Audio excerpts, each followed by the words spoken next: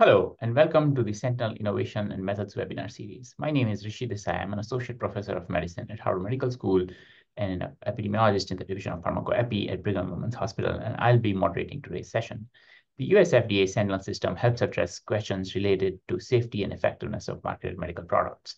The Innovation Center is focused on developing innovative methods to further advance Sentinel by leveraging new data sources, building new tools, and enhancing real-world evidence capabilities. The Operations Center focuses on supporting FDA on the use of Sentinel Common Data Model and associated modular program to gather evidence to support regulatory decision-making. We launched this webinar series to engage with experts and innovators in key areas related to Innovation Center's master plan and Operations Center's methods work. With that, I'm really pleased to introduce today's speaker, Dr. Mari Bradley. Dr. Bradley is a senior advisor on real-world evidence analytics team in the Office of Medical Policy at CDER and FDA. Responsibilities related to RWE include serving as technical lead for portfolio of externally conducted RWE demonstration projects, evaluating RWE protocols, participating in internal agency processes, interacting with external stakeholders, and contributing to guidance development. She is a pharmacoepidemiologist and a pharmacist with over 15 years of experience working in industry, regulatory, government, and academic sectors in the UK and the US, including 10 years in the FDA. She previously worked in the Office of Surveillance and Epidemiology, where she had extensive experience in conducting studies in the Sentinel system. Dr. Bradley has a PhD in pharmacoepidemiology and master's in pharmacy degree from Queen's University Belfast, as well as an MPH degree from London School of Hygiene and Tropical Medicine. The title of today's presentation is an overview of CDER's RWE demonstration projects. Before we get started, I'd like to mention that your lines are muted. If you'd like to pose a question, please type it into Zoom Q&A feature. We'll address all the questions at the end. Finally, this session is being recorded and will be made available through Sentinel's webpage, which can be found on our website, sentinelinitiative.org. Without further ado, I will hand it over to Dr. Bradley and thank her so much for joining us. Thank you very much, Tracy. It's a pleasure to be here. And you gave a really nice overview of my background, so I think we can move to the next slide.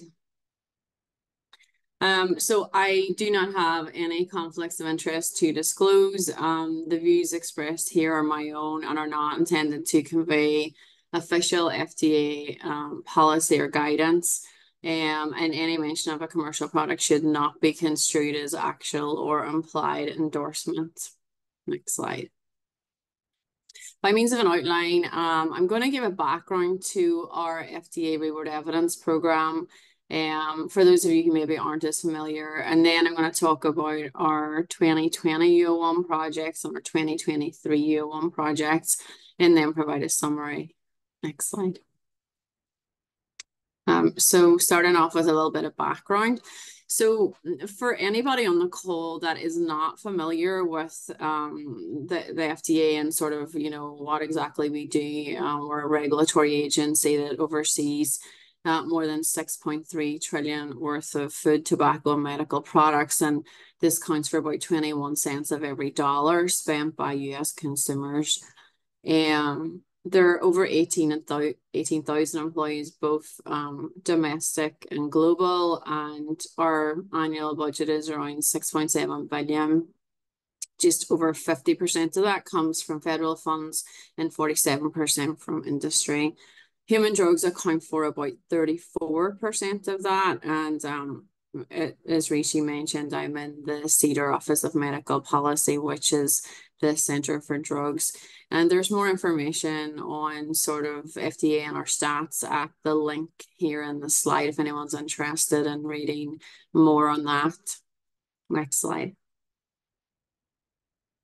So in December 2016, the 21st Century Cures Act stated that FDA shall establish a program to evaluate the potential use of real-world evidence to support a new indication for a drug approved under Section 505C and to satisfy post-approval study requirements.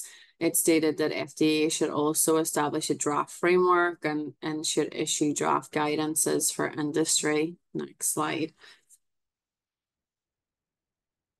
And so the FDA real-world evidence framework was finalized in December 2018 and laid out sort of what the real-world evidence program would look like. It applies to CDER, and the Oncology Center for Excellence at FDA. The Center for Devices and Radiologic Health have their own program.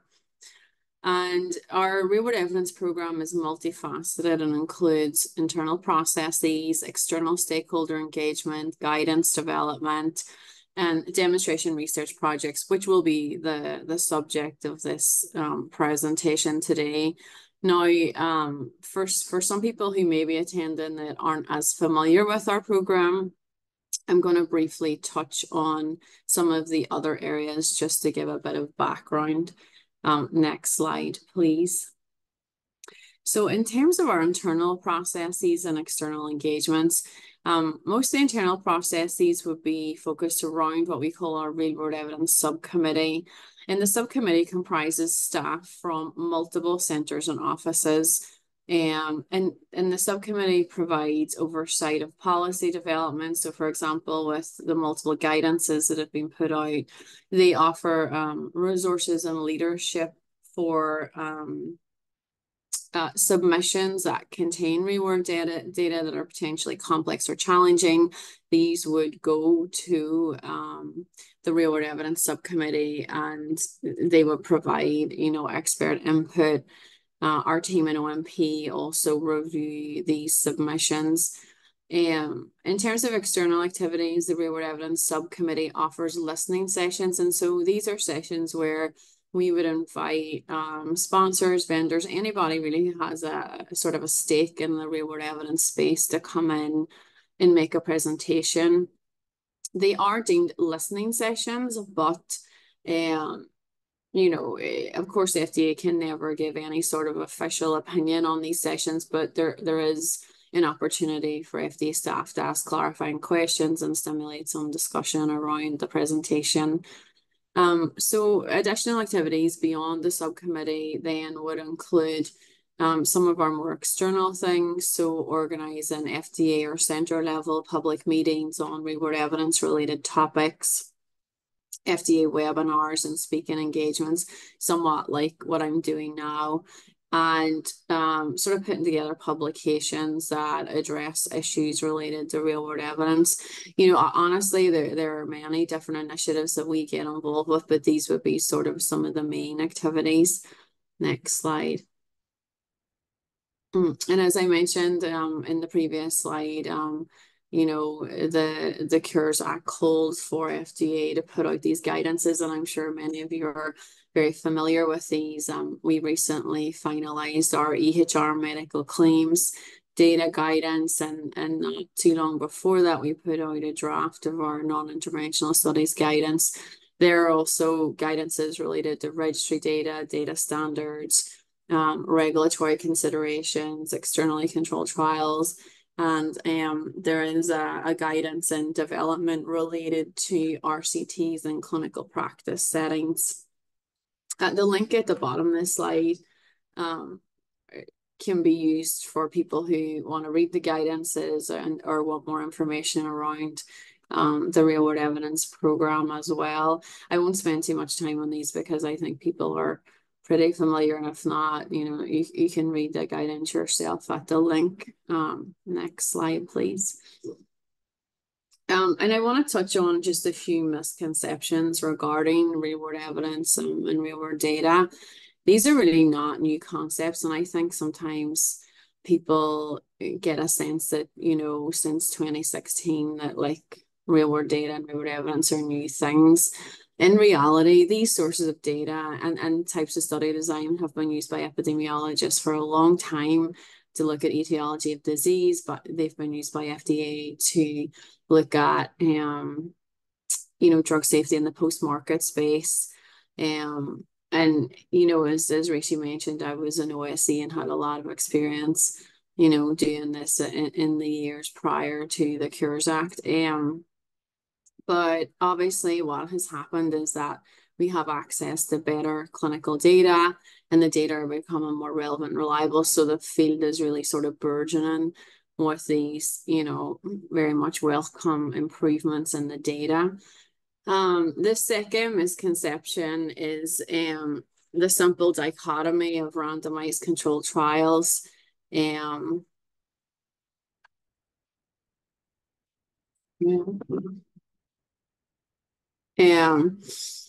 so there tends to be this tendency to think of just it's a randomized controlled trial or it's an observational study.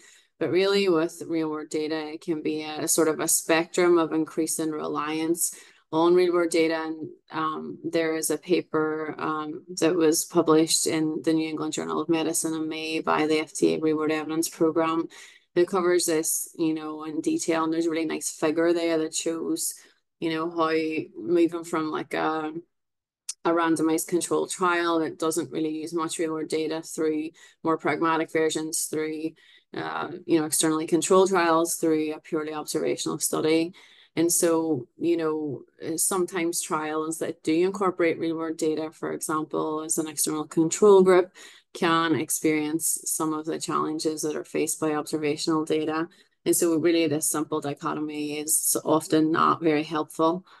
There's also a publication published by Rahman et al. In Pharmacoepidemiology and Drug Safety this year, which highlights sort of when can real world data generate real world evidence, because real world data can be used in trial settings, but it's not always the case that it would generate real world evidence.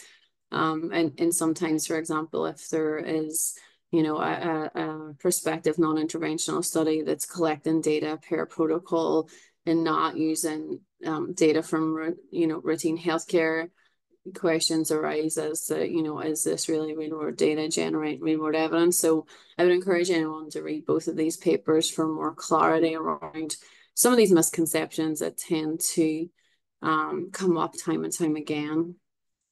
Next slide. Okay, so moving on to our demonstration research projects.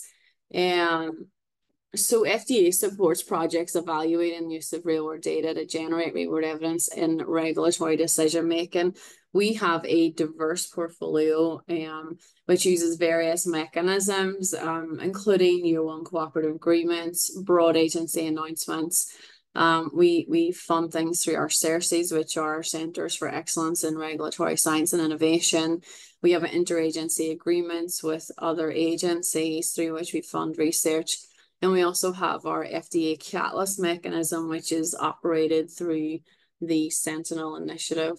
Next slide, please. And so typically these projects address gaps in methodologic approaches for studies using real-world data. OMP are obviously the lead, and as Rishi mentioned, one of my responsibilities is lead for these demonstration projects within the real-world evidence analytics team. But we really do seek expertise from various other FDA offices, and this is certainly a very valuable contribution to these projects. I think this is a good point to highlight that, within the agency, these research activities are very separate from our regulatory review activities. We have FDA staff that provide expertise in these projects who may also be involved in reviews, but there's a firm separation between the two. Our awardees also have specialized expertise from different backgrounds. We fund people from academia, we fund academic industry collaborations, we fund solo industry awardees, and we fund technology companies. And so everyone is eligible to apply for these funding mechanisms. Next slide, please. So today I'm going to focus on we have quite a large portfolio, and today I'm going to focus on our year one demonstration projects, of which we have 8. We also have 8 additional projects that are currently active, so a total of 16 active projects currently. And in the years before I was even in this team, there were several, and some of them quite high impact demonstration projects that have been completed. And you can find information on our active projects and also some of the completed projects which obviously I don't have time today to go through on our public facing webpage. And this is the link to that webpage. Next slide, please. Okay, so we're going to start on the UO1s.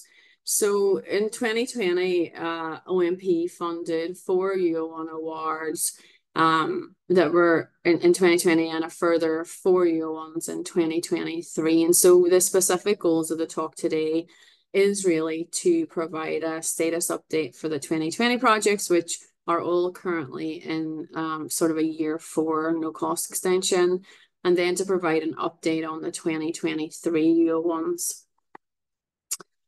Next slide, please. So what is a UO1? So a UO1 is like a cooperative agreement, and what that means is that they're used when the federal government funding agency anticipates that federal staff will have involvement in the activities of the award. Typically, we have involvement in all of our mechanisms, but the UO1 cooperative agreement would differ from something like an NIHR1 mechanism where there is sort of less input by the funding agency throughout the project. This really allows an active partnership between FDA and the investigator team, and I think it's very mutually beneficial for the agency and for the awardees to have this regular contact. And one of the benefits is, you have more frequent communication with FDA around sort of the progress and the goals of the research. We typically meet with our project teams about once a month for like an hour-long meeting.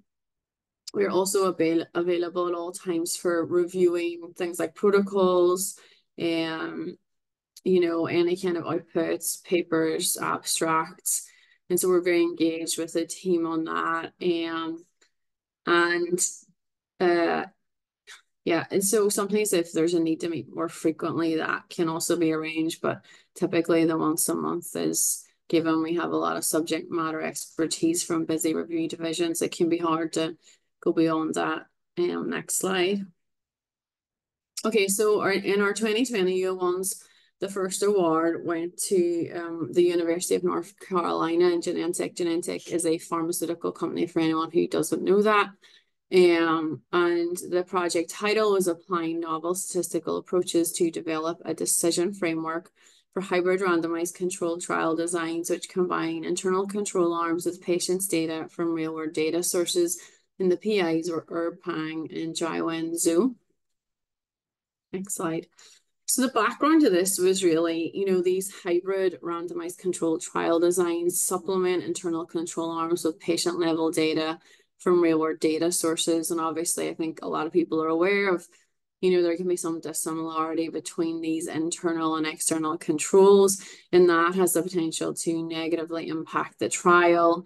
And some Bayesian methods are, have been purported to mitigate some of these issues with these complex trial designs. And so the team at Genentech and UNC had a previous collaboration and were developing an adaptive borrowing approach with subject-specific discounting parameters that was specifically suited for time to event analyses. And so really this award would allow them to expand their existing collaboration and to develop a novel decision framework, including things like simulation tools, R packages, SAS macros, and a set of study design considerations that could be used by others who are applying these more complex designs. One of the things I want to highlight is that hybrid randomized controlled trial designs were not covered in our guidance. And so this project was important for looking at some of the methods issues that could come up there and that might be important, for informing FDA in any sort of future guidances on this issue.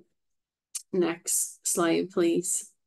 And so the overall objective was to apply novel statistical approaches and data from completed clinical trials, real-world data sources, and simulation studies to evaluate hybrid trial designs and develop a novel decision framework for reliable application of the methods when using hybrid clinical trials. Next slide. Oh, one back, if you go back one. In terms of the specific aims, these were related to evaluation of these hybrid designs and their operating characteristics when combined with sequential monitoring and possible use of adaptive randomization, and also assessment of possible extensions of the method that they have previously been developing beyond time to event settings in the application in different therapeutic areas, including rare diseases. And also to develop a recommended list of sensitivity analysis when using hybrid study designs, and then to develop R packages and SAS macros that would really help people to appropriately apply the methods, if they were also designing, these type of complex hybrid control trials. And I think that one of the things about these demonstration projects is we really try, everything's made public, so it's beneficial for the wider community. Next slide. And so these are the publications that have arisen from this project to date, and sort of like the decision framework type output is currently in a manuscript, the last listed manuscript here that's impress. So maybe take a look out for that in the Journal of Royal Statistical Society series for anyone that's interested in that. There have been multiple presentations of this work at various meetings and conferences that are listed here. Next slide, please. And these courses have been, or these projects have been very good at like offering training around their methods. So there were short courses offered at 2 different events, and also, their open source tool that they have developed is available to the public on CRAN and GitHub. And there's information on that in a report there that's listed. They also had, importantly, these expert workshops. And so the point of these expert workshops are written into the grant, and so they convene experts in the field. Most recently, we had a meeting in April 2024 in DC, and these experts come together from academia, industry, and FDA. Actually, there was a lot of people that attended because it was in Washington, DC from FDA, and really to disseminate these findings and solicit sort of feedback and input from these experts in the field. Next slide. And our second project that was initiated in 2021 went to the Brigham and Women's Hospital and Harvard Medical School, and it was concerned with enhancing evidence generation by linking randomized clinical trials to real-world data, and the PI was Elizabeth Paterno. Next slide, please. So the background of this is really studying the benefits of linking RCTs to real-world data sources. I think we all know that, RCTs are often held as this gold standard, but they often are limited by things like missing data, short follow-up duration, lack of generalizability, and ability to capture certain outcomes of importance. And so really linking RCTs with real-world data can enhance the RCTs by addressing some of these shortcomings. And so there really was a need to demonstrate the value of these linked RCT real-world data design and to advance methods for the analysis of observational studies. Next slide, please. And so the overall objective was really to use linked RCT real-world data to develop and validate methods that can enrich both randomized and non-randomized studies. Next slide, please. And so there were 2 case studies, trials that were sort of chosen for this linkage. And the first was the INVESTED trial. This was a trial comparing high dose and standard dose influenza vaccine to see if it reduced sort of cardiovascular morbidity and mortality in patients at high risk for these outcomes. And then the DELIVER trial was looking at dapagliflozin and its effect on heart failure hospitalizations and mortality. And the aims were really, again, to enhance RCT findings by using real-world data-based outcome measures that could be more long-term in nature, allowing more long-term follow-up for outcomes. And really to use the real-world data to replace or input missing data in the RCTs, to be able to generalize RCT results to broader patient populations and clinical practice, and then to develop methods to identify sources of discrepant results between RCTs and real-world data studies, which will be somewhat akin to some of the aims in the RCT duplicate project. Next slide. This project has faced some challenges, and I think I want to take this time to really highlight that, you know, if a project doesn't fully complete all of its aims, this is still really important information for us and for the wider community around, because as we all know, especially any of us who've been using real-world data, there are many challenges. And so these projects really open our eyes to some of these challenges that, you know, sponsors or researchers are facing when they're doing these projects. And so in this case, one of the main challenges is really obtaining consent for linkage. So in randomized control trials, consent for linkage is not always obtained at recruitment. And so going back and trying to retroactively get this consent can be very challenging. And these feasibility challenges have required some modifications to the aims for those two trials. Thankfully, the team have been really proactive in trying to get additional RCT data where actually that consent for linkage was obtained. But obviously, you know, this leads to delays in the project and stuff, but hopefully this new RCT might bear some fruit. In terms of publications, there was a publication and a poster at ICB last year, and there is a poster on this work at the upcoming ICB 2024 meeting. Next slide, please. So our third 2021 was awarded to the Critical Path Institute, and the PI was Klaus Romero. And this is really concerned with advancing standards and methods to generate real-world evidence from real-world data through a neonatal pilot project. Next slide, please. And so the background to this is really there's an urgent need to improve survival and outcomes in preterm neonates where most drug use is off-label and there's been minimal drug development. And so sometimes at like individual institutions, there's a real paucity of data. There's limited data sharing. You know, there actually is a lot of good clinical data collected in the NICU. It's just a problem with sharing, with standardizing this data so that it can be more useful potentially in drug development in neonates. And so the need here was to collect, create, and standardize real-world data to generate real-world evidence to attempt to address major challenges in neonatal drug development. Next slide, please.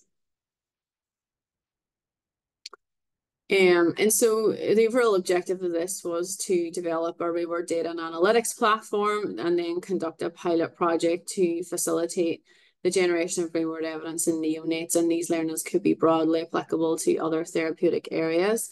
Next slide, please. And so the aims were basically to collect through leveraging existing data collaborations at CPath to basically collect data on neonates and deposit this into a data and analytics platform, which can assess real-world data to generate real-world evidence, and then to execute some pilot projects to show if that really works. And so two of the pilot projects were lack of actionable reference values for routine laboratory tests in these neonates, and also the concern that there's a lack of a disease progression model for bronchopulmonary dysplasia, which is a condition that commonly affects neonates.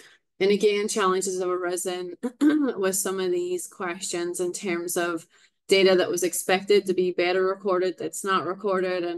And so aim 3 is really to identify some of the gaps that hinder optimal use of this existing real-world data. And as I mentioned, these are key lessons learned for us at the agency and the wider community. Next slide. And I just want to highlight that this project has acquired anonymized EHR and registry data on 380,000 individual patient level records in 30 hospitals, which was no small feat in the US and abroad. And these are currently under creation and harmonization. In terms of presentations, there was a poster at the recent DIA meeting, and there's a poster coming up or a presentation at the Pharmacometrics conference in November, and there have been 2 publications that are listed here. Next slide, please. So our last 2020 project was awarded to Verantis. Verantis are a technology company that provides services to life sciences and many other activities, I'm sure. And so the project was a trust study, and the PI was Dan Ruskin. Next slide. The background of this is really, stakeholders are increasingly incorporating real-world evidence insights into their decision making. But current approaches could benefit from greater rigor. And there's really a need for understanding how data quality might influence these real-world evidence assertions, and to promote application of informative and reliable real-world evidence. And this project is somewhat relevant given our EHR claims, EHR and claims data guidance really calls for, people submitting real-world data to the FDA to assess data reliability in terms of accuracy, completeness, and traceability. And so this project proposes a potential method for doing that. Next slide. And so the overall objective is to examine how measurements of data quality can be distilled into practice and how data quality can impact real-world evidence, and to enable high validity evidence through advanced data and technologies. Next slide. And so using severe asthma as a test bed, basically Verantis developed these data sets from over 65 hospitals and 1,500 clinics across the US. These cohorts then from these data sets that they put together have varying accuracy, completeness, and traceability. And what that means is, so for example, one cohort may have just medical claims data, and then there could be a combination of medical claims or the EHR data, and then there could be a further cohort that has like structured, unstructured EHR claims, registry data. And so and using these different cohorts to assess how the varying accuracy, completeness, and traceability impacts the data reliability when you're extracting things like cohort characteristics and outcomes. And so comparing the distributions and things like time to death during follow-up when using sort of what you call more limited, say, just claims data on their own versus having these multi-data sources. Next slide. And so there have been a couple of presentations here. It was mentioned briefly in a podium as part of a longer presentation at DIA in June 2024. And there's been a manuscript accepted in epidemiology with a tentative publication date of January 2025. And there's a manuscript in preparation that really outlines the approach to conducting these accuracy, completeness, and traceability evaluations, which could be worth looking out for. Next slide. So moving on to our 2023 U01 demonstration projects. These are all less than sort of a year. I should have mentioned the 2020 demonstration projects are all in no-cost extensions in year 4. The 2023 ones were obviously launched in fall 2023, so they're still relatively new projects. Next slide. So the first was awarded to Johnson & Johnson, which is a pharmaceutical company. And the title was developing novel methods to enable robust comparison of real-world progression-free survival in clinical trial PFS and multiple myeloma. And the PIs were Khaled Sarsour and Ashita Batavia. And they also have academic collaborators from various other institutions. Next slide. And so one of the issues in the sort of pre-approval multiple myeloma setting is that real-world data has really played a limited role. And one of the challenges is alignment of real-world data and RCT outcomes. And a major barrier to expanding use of real-world data are really systemic differences in real-world patient care compared to protocol-defined clinical assessments in a trial. And these differences in how the assessments are conducted can introduce measurement bias in the ascertainment of disease progression. And this measurement bias due to measurement error really limits this comparison of these real world progression-free survival and trial progression-free survival. And so these present mostly as misclassification bias. And so the International Myeloma Working Group response criteria, which are used in assessing progression, are often applied differently in clinical practice settings. So, for example, it could be prescriber or physician or patient preference. Potentially, maybe a patient doesn't want to have a painful bone marrow biopsy, whereas maybe in a trial, if it's part of the protocol, they're more likely to participate. And so there can be discrepancies in this progression assessment, which can result in this misclassification of these real-world progression events. The second issue is surveillance bias. And so basically, the way that PFS or progression is assessed in terms of frequency and timing can be very different in a trial setting and in clinical practice. In a trial setting, it's very standardized. You may have it done every 28 days, whereas in a more routine clinical practice setting, it can take on a different type of a frequency assessment. Next slide, please. And so the overall method was really to try and develop novel methods to address these biases, allowing for a more robust comparison of these outcomes in multiple myeloma. Next slide. And so the specific aims are really concerned with developing novel methods to correct for misclassification bias of these progression criteria in newly diagnosed multiple myeloma patients in real-world settings, developing methods to correct for surveillance bias and disease assessment.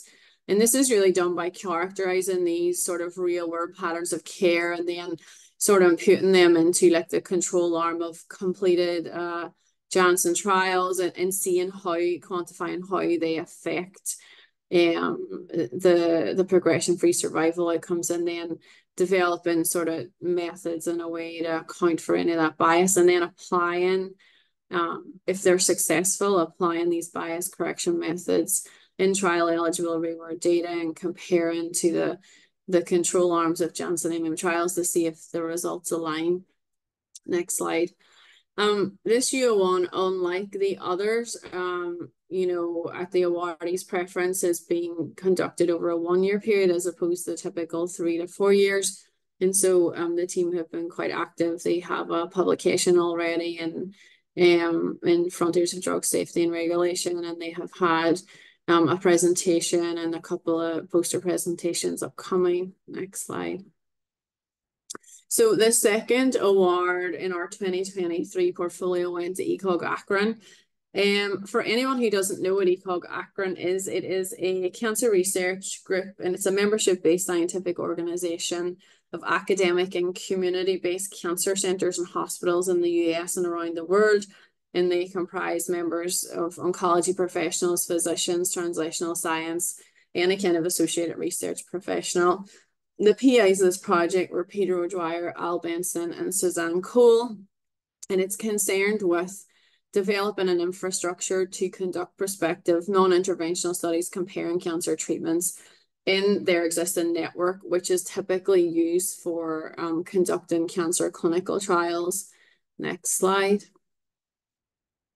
And so there was really interest in testing the feasibility of using these academic and oncology practice sites that are typically used for randomized controlled trials to conduct, a non-interventional study, examine the effectiveness of approved therapies for lung cancer in routine clinical practice, and potentially, getting people who were not eligible for a trial or who opted not to participate in a trial to get perceive effectiveness in these groups. And so the test case was EGFR mutant lung cancers who received TKIs. Osimertinib is a TKI that was approved by the FDA in 2015 in the first-line setting.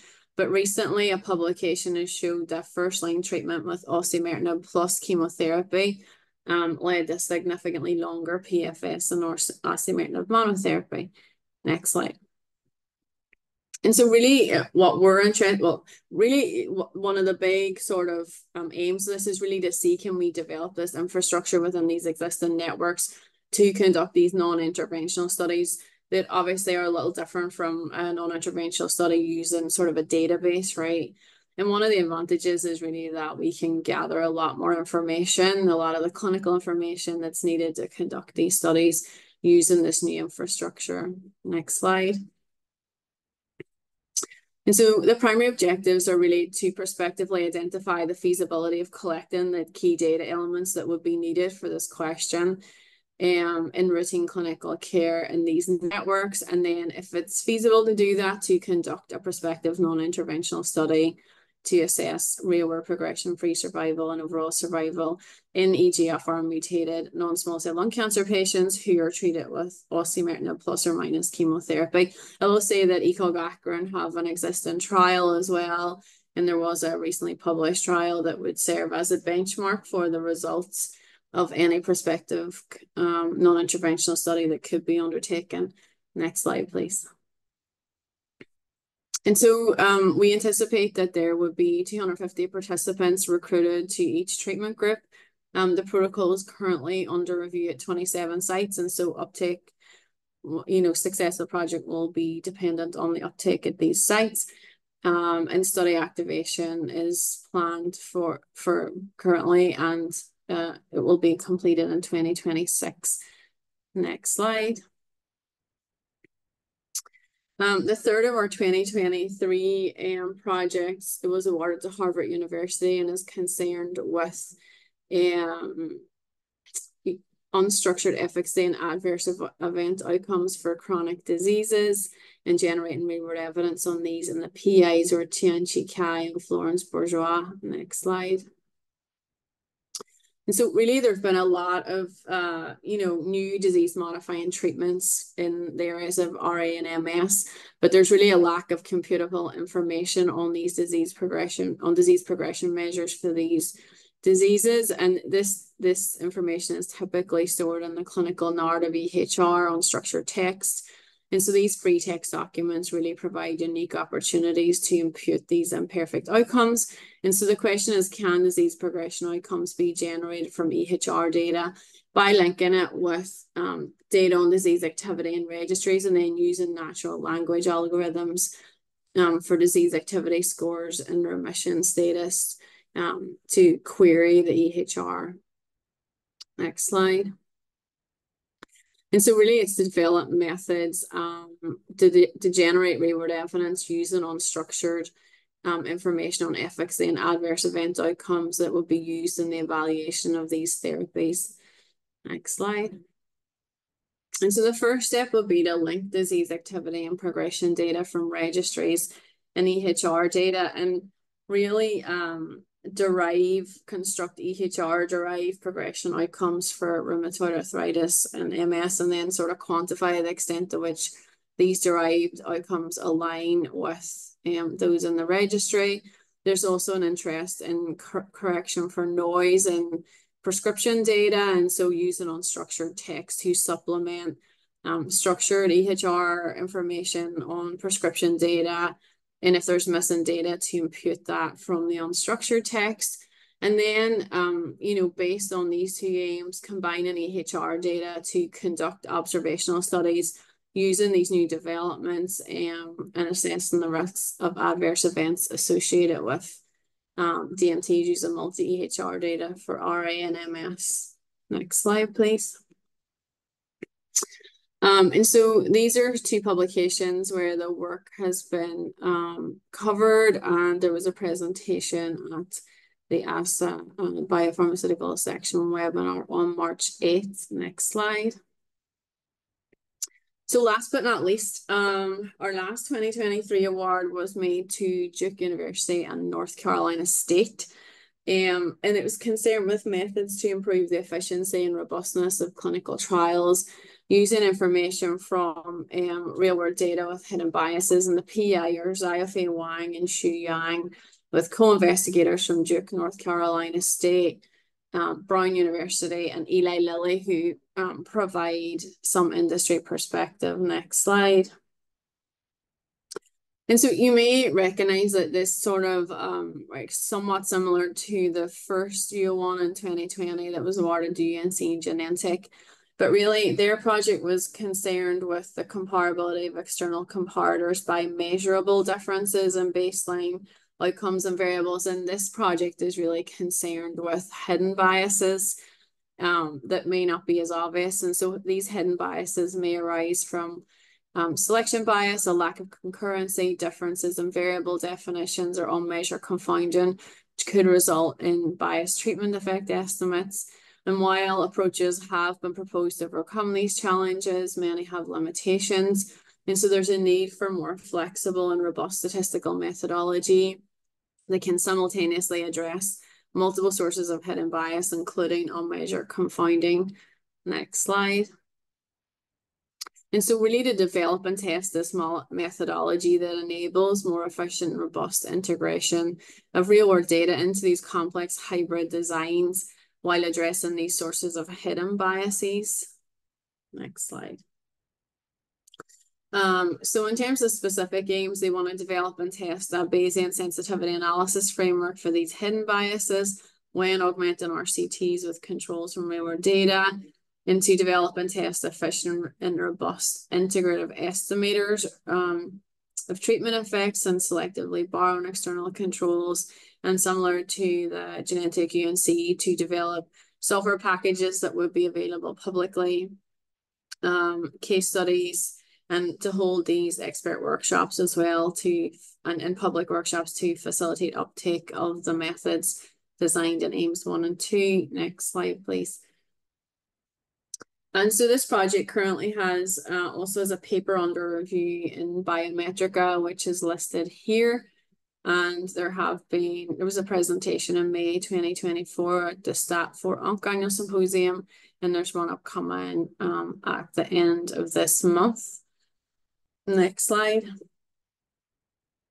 So in summary, we have this comprehensive portfolio of demonstration projects. I've only had time to cover 8 in enough detail, probably not, super deep, but enough detail. As I mentioned, we have 8 other active projects funded under different mechanisms, and many more that have come before that. These projects address key gaps in methodologic approaches for studies using real-world data. And even when project aims are not fully achieved, as I mentioned, the findings do provide lessons learned for FDA and for the wider community. And to date, overall, from all of our projects, work products have included publications, many of which were in high-impact journals, trainings for FDA staff, trainings for others, based on these demonstration project findings. Next slide. So I'd like to acknowledge from OMP, John Concato, DM Perua, and AMHE, and Rachel Thompson, who are very hands-on involved in these demonstration projects, and all my other OMP colleagues for all of their support around this, what I think is a really impressive portfolio of work. I also want to thank very much all our collaborators from the various offices around FDA that provide subject matter expertise in these areas. And I think that, they really bring such a great value, and I think our awardees would agree with that. Next slide. Okay, so this is an inscription in a bench outside of FDA in our courtyard, and it says that FDA insists reality matters. And I think, for us in the real world evidence space and for these demonstration projects that are really trying to get to the root of some of these methodological challenges that kind of bug the space, that this is really important. So I just thought I'd highlight this. Next slide, please. And so thank you. It's a pleasure to be here. I think we're going to have 10 minutes maybe. I hope I didn't rush too much at the end. I just felt like the time was getting on. So if you've any questions, feel free, either to ask now or reach out. We have a CDER medical policy inbox, or feel free to reach out to me directly with any questions. Okay, thank you, Dr. Bradley, for this excellent presentation. And clearly, you and the OMP are involved in a lot of work or methodological challenges that we are facing here at Sentinel as well. So this was very, very helpful overview for the Sentinel community. So thank you for doing this. So as a reminder, this floor is open for questions and answer. Your lines are muted, so you will not be able to ask your questions verbally. So feel free to type them in the Q&A feature, and we will be sure to cover the questions. So I think as you were speaking, there were a few questions that came in, which maybe we can start with. So there was one mostly clarifying questions about PDUFA 7 demonstration projects, and I think we can safely say that this was not covered in your presentation, and it's a suite of projects that just started, which we hopefully will cover in future. But there was a more specific question about the UNC Genentech project. And the question asks, what does an internal control mean for that project? So an internal control would be where you're using data from another randomized controlled trial. And the external control, like it would be a hybrid design where you would use internal controls potentially from another RCT, and then you would combine that with external controls from a real world data source. And that is really the hybrid nature of the control arm, because you're augmenting an internal trial control arm with real world data that's external to the trial. Okay, thank you. There was a question about were there any projects or of the ones that you described part of the Advancing Real World Evidence program? So the Advancing Real World Evidence program is slightly different. That is more an opportunity for sponsors who are intending to submit, a regulatory submission to the FDA that comprises real world data, and it's a chance to really discuss that with the agency. It would be a much shorter program.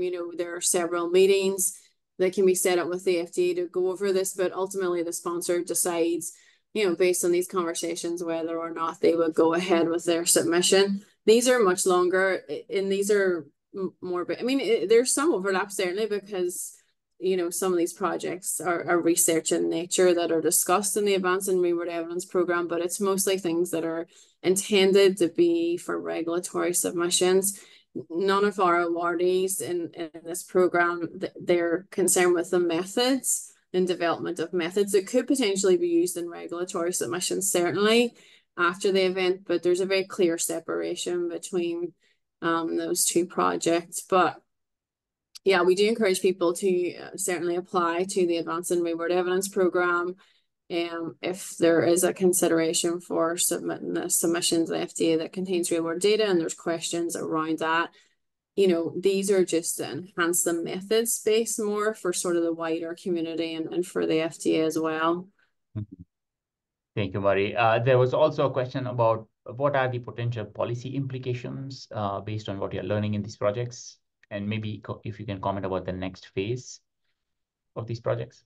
Yeah, so, again, I kind of mentioned that there is a sort of a separation between our research and our, and our regulatory activities. And certainly, these are driven by the awardees, right? FDA they drive the bus, we're passengers, and we provide some input. But certainly, it wouldn't be that once the results of a demonstration project come out that they would be like, completely endorsed by FDA for a regulatory submission or anything like that. I think that certainly they provide very helpful information that can inform, companies or, CROs who are working on these types of studies for regulatory submissions. And certainly most of the things we fund are very relevant to the regulatory space. Right. But in terms of policy implications, certainly I think some of the outputs these could potentially, inform future guidance. I don't think that's off the counter. But in terms of like any kind of policy, as I mentioned, there is a separation. That's not really the point of the demonstration projects overall. Okay, great. Thank you for that clarification. I think we addressed most of the questions that came in. I actually wanted to pick your brain on one of the specific projects, which was about linking the information from the trials when people are enrolled and then their insurance claims data. And you mentioned that there were some challenges, which are, I guess, not surprising given the COVID pandemic and so on. But the kind of the key use once you have achieved linkage for, let's say, some proportion of your patients that you're happy with, what do you think are the most relevant questions or use cases that can be addressed once you achieve the linkage?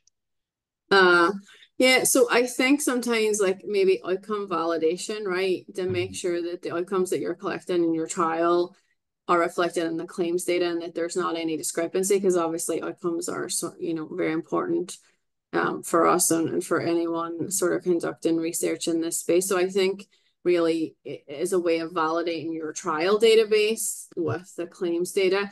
I also think linkage is really important for sometimes we have maybe simple pragmatic trials that don't collect all of the information in the clinical set. And then so the real world data can provide information on concomitant medication use, right, that isn't collected in the trial.